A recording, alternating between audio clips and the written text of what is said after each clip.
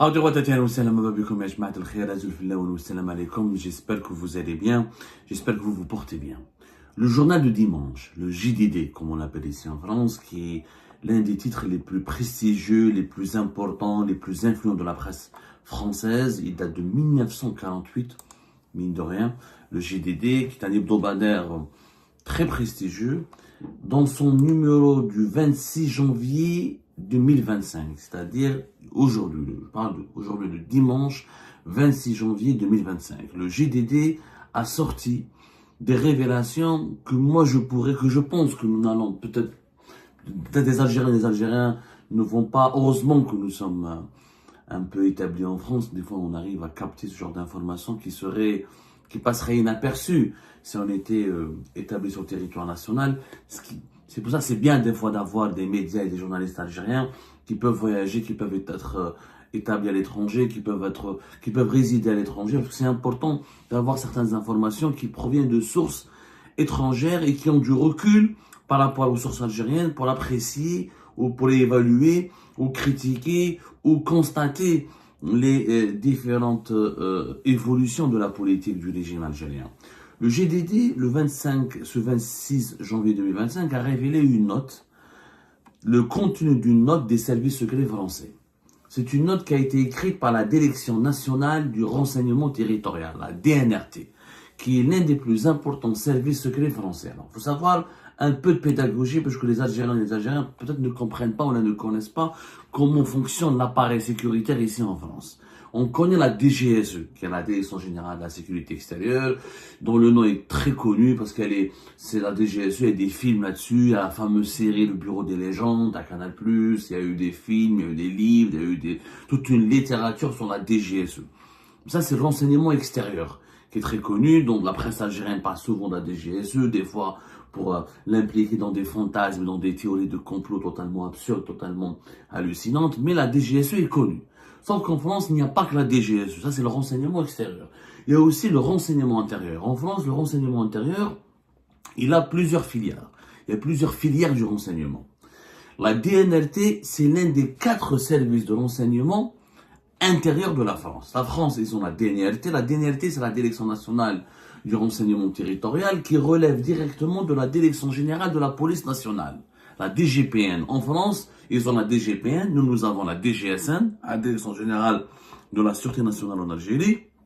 En France, la DGPN, elle a son propre service secret qui s'appelle la DNRT, la Direction nationale du renseignement territorial.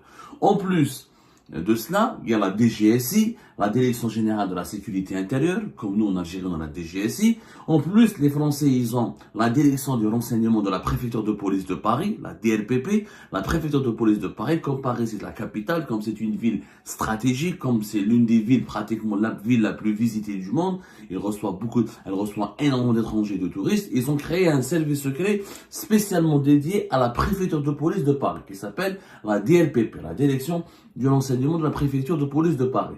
Ensuite, il y a la gendarmerie nationale, parce que tous les services appartiennent au ministère de l'Intérieur. Il faut savoir que la gendarmerie nationale en France, elle relève du ministère de l'Intérieur, pas le ministère des Armées. La DGSE relève du ministère des Armées, qui est l'équivalent du ministère de la Défense nationale. Et tous les 4 services de renseignement qui font partie du renseignement intérieur relèvent du ministère de l'Intérieur. La gendarmerie, comme la police française, elle a son propre service secret qui s'appelle la Direction de l'anticipation opérationnelle. La Direction de l'anticipation opérationnelle, la SDAO. Tous ces services ont pour objectif de fournir au gouvernement des renseignements importants sur l'évolution de la sécurité intérieure, la sécurité nationale, d'identifier les menaces terroristes, les menaces et les risques contre la sécurité nationale, faire des enquêtes, lutter essentiellement contre le terrorisme, la grande criminalité, le banditisme, le trafic de drogue, la criminalité financière.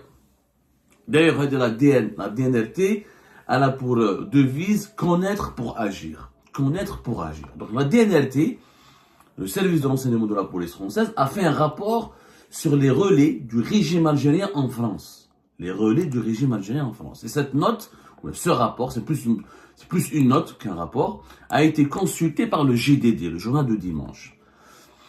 Et elle nous révèle une certaine évolution Parce que les services secrets français ont toujours compris, ils en savaient toujours que le régime algérien, depuis l'indépendance du pays, essayait donc d'utiliser la communauté algérienne en France comme un levier d'influence sur les dirigeants français. Donc c'est un secret de polichinelle de dire que les services secrets algériens ou que le régime algérien fait de la politique, s'ingère en France, ou s'implique dans la situation politique en France, ou développe des opérations sur le territoire français pour préserver ou assurer ses intérêts. Sauf que sa stratégie, elle a évolué vers l'agressivité, vers une certaine intensité qui est inédite dans l'histoire des relations entre l'Algérie et la France. Qu'est-ce que dit cette note? Longtemps ignorée, la diaspora algérienne en France a désormais droit aux meilleurs égards de ce côté de la Méditerranée. Président fragilisé à la tête d'un pays en difficulté, Tonton Tebboune, ainsi que le surnomme affectueusement ses partisans, voit dans cette communauté de 2 600 000 de personnes, dont 815 000 inscrits sur les listes électorales, un moyen de consolider son pouvoir ainsi qu'un instrument de déstabilisation de l'ancien pays colonisateur. Voilà comment le JDD résume l'esprit de cette note de la DNRT sur la stratégie d'influence du régime algérien en France. Ces dernières semaines, les arrestations en cascade de plusieurs influenceurs algériens sur notre sol ont mis en lumière la vitalité des relais d'influence du régime algérien sans qu'il y ait de lien direct entre ceux qui sont sans qu'il y ait de lien direct entre eux avérés par les autorités, sans qu'il y ait indirect, c'est-à-dire pour le moment il n'y a pas de lien, comme on a toujours expliqué sur Algérie Par. Les enquêtes menées par la police française n'ont pas établi un lien avéré direct entre ces influenceurs qui appellent à la haine et à commettre des attentats sur le sol français et les autorités officielles du régime algérien. Par contre, quand on parle de le GDD, donc il attaque, il dit qu'il a consulté cette note récente, donc date de quelques semaines, même pas de quelques mois, c'est pour ça qu'on emploie le mot récente, de la Direction nationale du renseignement territorial, qui détaille la stratégie d'influence d'Alger en France. Selon donc la DNRT, l'arrivée au pouvoir d'Ahmed Tebboune en 2019 marque un point de bascule. Très rapidement, le renseignement français identifie plusieurs individus pouvant être considérés comme des émissaires d'Alger. Jusqu'alors, précise la note, la communauté algérienne se mobilisait principalement sur les questions de politique intérieure algérienne et la période coloniale. C'est-à-dire que les Algériens de France, jusqu'à 2021, ils parlaient uniquement des problèmes politiques internes de l'Algérie et quand ils se mobilisaient sur la question de la colonisation, la reconnaissance, la nécessité pour la France de reconnaître les crimes de la colonisation, la nécessité pour la France de présenter des excuses pour les Algériens et les Algériens pour les crimes commis durant la colonisation, etc. Le changement, et il n'y avait pas un excès de revendication. Cette note de la TNLT dit qu'il n'y avait pas d'excès de la revendication. C'est-à-dire que les Algériens qui se mobilisent en France pour les questions politiques algériennes ou pour les problèmes de mémoire et du passé colonial n'étaient pas excessifs. Donc il n'y avait pas un danger de violence, il n'y avait pas un danger de déstabilisation pour la France. Le changement, selon la note de la TNLT, le service secret, le service de renseignement de la police française, le changement intervient véritablement à l'approche des élections législatives algériennes, en juin 2021. En mars de la même année, Abdelmajid Tebboune lance l'Observatoire national de la société civile, un organisme visant à porter la voix du pouvoir auprès de la diaspora. Le bilan est décevant, malgré les moyens déployés pour séduire la communauté algérienne, les 3 députés élus sont tous issus de l'opposition. Mais le pouvoir algérien a de la ressource, à défaut de conquérir les urnes et tente de conquérir les esprits en poussant fortement certains sujets, comme la reconnaissance par la France de la marocanité du Sahara occidental. Cette prise de position française, favorable au Maroc, mobilise intensément les relais d'influence d'Alger présents sur notre sol, dressant régulièrement un parallèle avec la colonisation de la Palestine. On pointe sur ce sujet le mouvement dynamique des Algériens de la France, MODAF, dont le fondateur Nasser Khabet et lui-même, membre de l'ONCC, organise ponctuellement des opérations en faveur des indépendantistes sahraouis. Et c'est vrai que ce Nasser Khabet, on en a déjà parlé, le MODAF, donc c'est pour vous dire que on ne fait pas partie des services secrets, mais on a eu raison on en a parlé de ce MODAF qui est l'un des relais du pouvoir algérien. C'était l'année dernière, on en a parlé. On a même donné, j'ai oublié dans quelle émission. On a déjà parlé, j'arrive pas à trouver la date exacte de l'émission qu'on lui avons consacrée. On a dit attention, attention, il y a des manipulations, il y a des pseudo-mouvements qui ont été créés du jour au lendemain, après 2019, et qui ont commencé à exister exactement comme le de la DNRT depuis 2021 en France, et qui essaient de mobiliser les Algériens, qui ont un discours très pro-régime algérien. Alain Nasser Khabat, quand vous l'entendez parler, c'est plus qu'une moujahid. Il a un langage dithyrambique à l'égard d'Abdelmajid Tebboune et du régime Tebboune. C'est son droit. Le problème n'est pas là, il a le droit. La démocratie en France, la liberté d'expression lui garantit. Elle lui garantit la possibilité de soutenir le régime algérien. Sauf que lui, il se contente pas de soutenir. Il a essayé en 2023, il a essayé en 2024 d'organiser des rassemblements, et c'est toujours des rassemblements qui sont favorables pour diaboliser l'opposition algérienne, pour, comment vous expliquer, pour essayer de semer la zizanie entre les Algériens, entre les opposants algériens, les partisans du régime algérien. Il est assez, malheureusement, je le dis bien, le Modaf, c'est très malsain. Leur manière d'agir, ils sont mobilisés sur la question du Sahara occidental. Voilà, je pense, voilà. J'en ai parlé, l'émission. Je l'ai trouvé. Non, c'est pas ici, malheureusement. Nous en avons parlé en 2024, mais je ne trouve pas la date plus exactement. On en parlera plus tard. Je vais essayer de vous retrouver la date exacte. En tout cas, on en a déjà parlé. Et bizarrement, cette note de la DNRT cite aussi son nom, ce qui démontre effectivement sa proximité avec le régime algérien et le rôle. Il est à la avant-garde des combats idéologiques et politiques du régime algérien sur le territoire français. Autre sujet régulièrement instrumentalisé par Alger, la restitution d'objets ayant appartenu à Mel Abdelkader.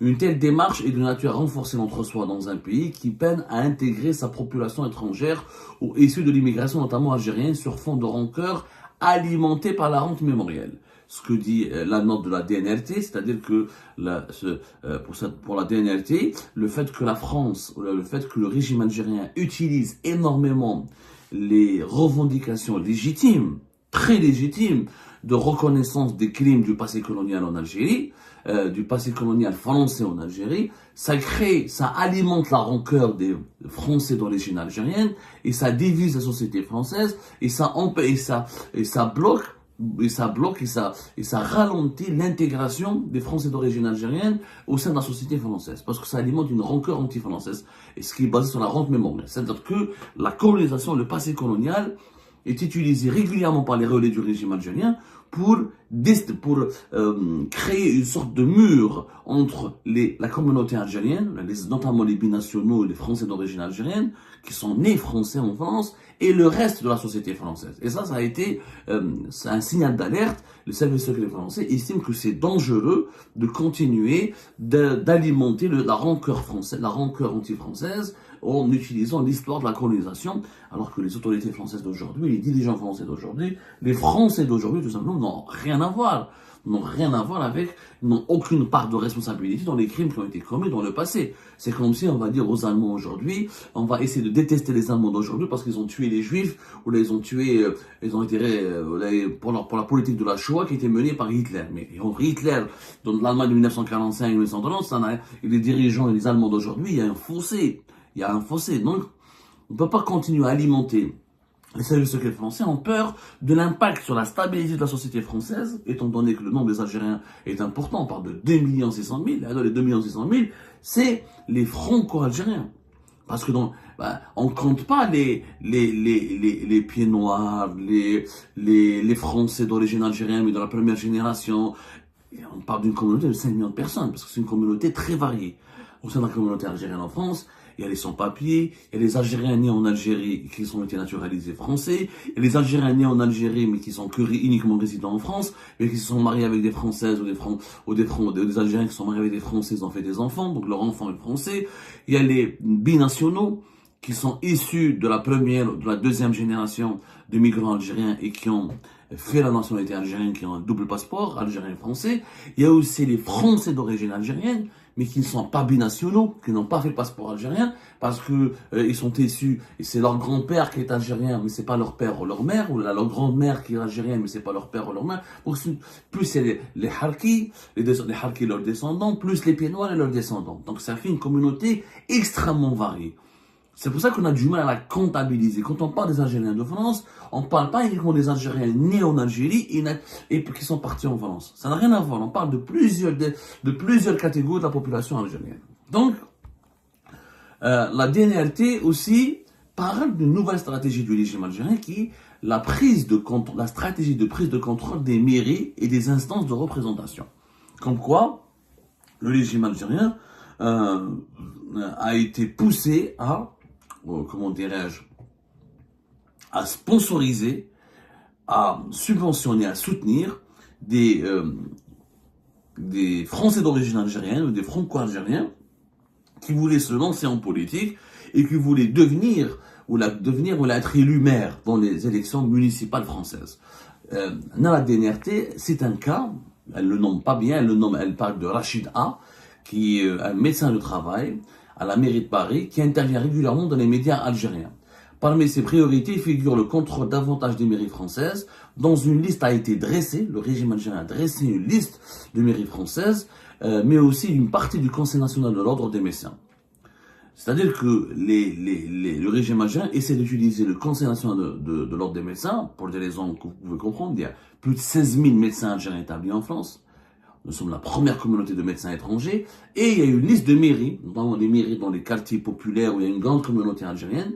On essaie de mettre en avant des candidats franco-algériens ou des candidats français d'origine algérienne afin de défendre les intérêts de l'Algérie. Ce n'est pas une mauvaise stratégie.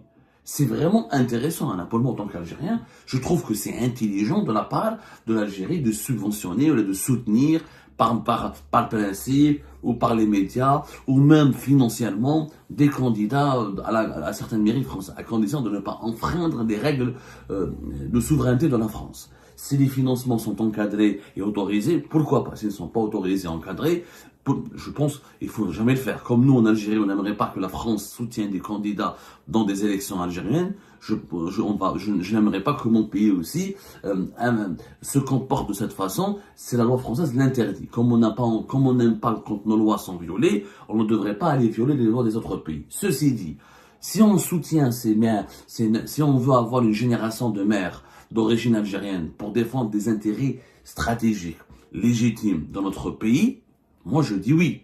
Mais si on utilise ces maires pour ensuite soutenir la politique du régime, les intérêts du régime, la feuille de route du régime, qui n'est pas forcément la feuille de route du pays. Parce que l'Algérie, elle a besoin de quoi? Développement économique, d'attirer les investissements, de diversification de son économie, de protection de sa communauté, de protection de faire rayonner sa culture. C'est ça les besoins de l'Algérie. Les besoins du régime, c'est autre chose. C'est obtenir le soutien des dirigeants français pour leur politique dictatoriale et répressive, les violations des droits de l'homme, ne pas démocratiser le pays, monopoliser le pouvoir, partager inéquitable des richesses du pays, la corruption, détournement de l'argent public. Ça, c'est la feuille de route du régime. C'est les intérêts du régime ne sont pas les intérêts du pays. Ça, je ne cesse de l'expliquer. Les intérêts de l'Algérie, c'est une chose. Les intérêts du régime algérien en est une autre. Parce que le régime algérien veut se perpétuer, veut rester monopoliser le pouvoir. Alors que l'Algérie veut se développer, veut se démocratiser, veut changer et s'humaniser. Donc, si on doit soutenir ces élus ou ces politiques français d'origine algérienne pour la feuille de route du régime, c'est extrêmement catastrophique. Donc c'est là où la DNRT intervient pour dire attention, il y a une ingérence algérienne dans certaines élections municipales en France. Et à la fin, la DNRT, le service de renseignement de la police, la police française, parle de la Grande Mosquée de Paris. Et il confirme que lors de l'élection présidentielle de septembre 2024, son recteur, Shamseddin Mohamed Hafiz, a été nommé coordinateur en France de la campagne de M. Tebboune. Pour la DNRT, l'implication de cette institution culturelle religieuse directement par le truchement de structures ad hoc démontre une intensification de la stratégie d'influence du pouvoir algérien et constitue un nouveau chapitre de sa mise en œuvre. Donc, les services secrets français savaient que la Grande Mosquée de Paris avait financé, que c'était impliqué dans l'organisation de la campagne électorale par Abdelmajid Tebboune sur le sol français. Donc aujourd'hui, le recteur de la Grande Mosquée de Paris ne peut pas nier, les services secrets français le confirment. Et cette note citée par le GDD le confirme, comme cette note du GDD, comme cette note de la DNRT révélée par le GDD, le journal de dimanche, explique largement les évolutions inquiétantes de la stratégie du régime algérien qui est devenue très agressive, très, comment dirais-je, qui fait du rentre-dedans contre la France et qui vraiment s'ingère dans les affaires les plus sensibles de la France, comme par exemple les affaires religieuses ou les élections municipales. Et ça, c'est dangereux. Ça peut être perçu par la France légitimement comme étant de la déstabilisation. Défendre les intérêts de son pays, il est possible, il est tout à fait imaginable de le faire dans un cadre noble, légal et moral, sans forcément déstabiliser la France, sans forcément semer la rancœur et la zizanie entre les Français et les Algériens, et sans forcément servir uniquement la feuille de route du régime. Ce qui nous intéresse, encore une fois, c'est la feuille de route du pays, à savoir son développement, sa démocratisation, son évolution pour progressiste et positif, et son avenir radieux.